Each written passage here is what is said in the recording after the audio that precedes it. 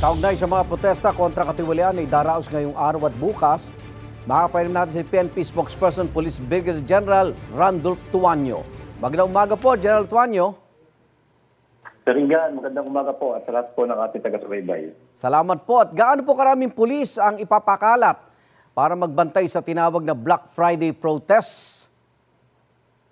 Sir Ingan, nais ko pong banggitin na ang actual po na deployment ng ating PNP personnel ay uabot po sa 950 po.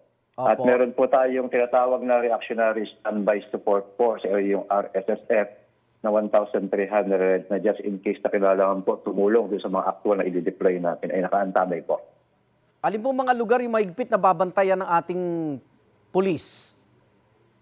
Ayon po sa NCRPO, ang deployment po ng actual na 950 Igan ay sa DPWH, sa Mindiola, sa Senado, Batasan Pambansa, sa HS Shrine at sa EDSA People Power Monument. Sir Opo. Igan. Hindi po maiwasan, General, na marami ang galit dahil sa mga lumalabas nga sa investigasyon sa flood control projects.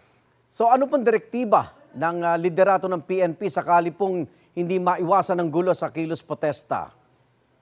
Po, nais natin magitin, Sir Igan, na ang Philippine National Police ay magbabantay sa ating mga kababayan na magkasagawa ng kilos protesta.